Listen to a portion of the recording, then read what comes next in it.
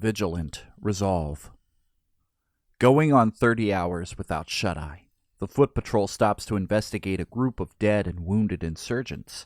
Riffling through their pockets and packs, the goal is to identify any information that could be of use in locating enemy plans, positions, or weapons caches. "Sweet!" PFC Analyk exclaims as he triumphantly holds up a semi-automatic shotgun. "Corporal, this Benelli M4 Super 90 followed me home. Can I keep it?" Corporal Page replies, "If it is an M4, that Iraqi took it off one of ours." Even as his enthusiasm wanes, Antalik continues to scrounge for rounds to go with his new toy. Mohammed blinks down at the dead man's face. "He is not Iraqi." "Neither's this one," says Corporal Matrakos. "He's got a foreign passport." Antalik stands up with his new weapon and kicks the body he took it from onto its back. "This motherfucker's white." "Chechen," Mohammed says, as he moves to peek at the document Matrakos found. "And Syrian. They come to Fallujah for jihad." Hearing their Iraqi translator use that word causes a ripple of discomfort in the Americans. It's the same as each time he bows toward the Qibla to pray. Mohammed notices their reaction and chooses his next words very carefully. "They declare jihad on me too?" Stankiewicz shrugs at Mohammed. "Fuck 'em," he says, and then he moves with the rest of the rifle squad as they continue the foot patrol. Stankiewicz makes his disinterest in allowing the conversation to continue as apparent as possible. He pulls ahead of Mohammed, moving to the front of the line. "Just one more dead raghead." Corpsman's squall allows Mohammed to catch up with him, and the two march together near the rear of the squadron. The translator turns to the corpsman and says, "Yes, fuck them, but they jihad against me and my family because I help America." Wanting to understand, the corpsman asks, "The foreign insurgents threaten you and your family?" "Yes, them. Also some Iraqi. I don't know who, because they only leave messages. We will rape your wife. We will kill your son. I hate Saddam, and I help America. To them, I am a traitor and should be put to death." Corpsman Squall doesn't know what to say, but he doesn't want to make Mohammed feel more isolated than he already must. "You have a son?" he asks. Mohammed nods. "Yes, he is why I help. I believe in a better Iraq for him." Now side by side with Antalik, Stankiewicz finally breaches a subject he hasn't been able to bring up until now. "Did you get that fucker that shot Gentile?" Antalik shakes his head. "No, he must have squirreled away when he saw us on the roof." Stankiewicz spits. "Damn it! But I got both eyes out for him. If I see him or that faggot-ass scarf he was wearing, I'll paint a wall with his head." "Scarf?" asks Tran. Maletic nods. "Our shooter wears a yellow scarf." "That's weird," says Chewie.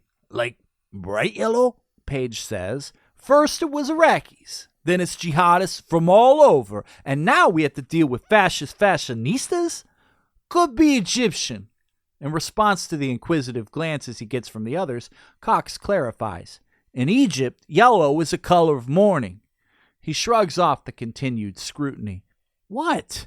I like to read about pyramids and mummies and shit." First Lieutenant Tack holds up his hand, signaling for the line to come to a stop. He holds his finger to his lips and then motions for his men to tuck into a nearby alleyway. Slowly unhooking his rifle, he creeps along the wall. The men look around, trying to hear or see what their commander is responding to. A clip-clop sound starts off in the faded distance but grows closer. Searching deeper into the alley, the unit comes across two men walking towards them, dragging their sandals in the dust, burdened by what they carry. One holds a car battery, which is commonly used to detonate improvised explosive devices. The other has a shovel in one hand and an unidentified metal object in the other, which, based on its size and relative complexity, is most likely the IED. This close to the highway, there's little doubt of what these two are up to. The two men seem oblivious to the fact they're walking smack dab into an elite fighting force, so when First Lieutenant Tack points his rifle at them and greets them in broken Arabic, they look like they just soiled their robes. The items they'd been carrying fall from their hands and clatter to the ground. Bracing themselves for the explosion, the Marines close their eyes and tuck themselves against the wall. When nothing blows up, they're quick to make fun of one another for flinching. Stankowitz's rifle team encircles the would-be bombers, and with a righteous fury, Mohammed shouts at them in their shared dialect. After several moments, he changes tactics, taking on a casual tone. Turning back to First Lieutenant Tack, Mohammed says, "These men say foreigners tell them if they don't plant bomb, they will be killed." First Lieutenant Tack unfolds his map. "Ask him where we can find these foreigners." Mohammed rolls his eyes. "It's all bullshit." He goes back to the men, this time without giving them much room to respond. He interrupts after only a few words until the two men are begging him. "They say foreigners give them money to plant bomb." "Can they take us to them? Can they show us where they are? On the map?" Laughing, Mohammed says, "They make bomb and are telling bullshit." Gesticulating wildly and pointing back at the Americans, at their weapons, Mohammed holds up one finger and then puts his hands behind his back. He stares at them and doesn't say another word until the two men are excitedly talking over one another. "I tell them if they don't stop talking bullshit, they go to Abu Ghraib." Mohammed smiles. "They tell me police give weapons to the Mujahideen." "More bullshit?" asks First Lieutenant Tack. Mohammed says, "No, this I believe." An urgent voice on the radio calls for the first lieutenant. He nods to Stankowitz and says, "Command's going to want to hear what they have to say." While First Lieutenant Tack responds to the radio call, Corpsman Squall pats Mohammed on the back and offers a friendly smile. "Where did you learn to interrogate like that?"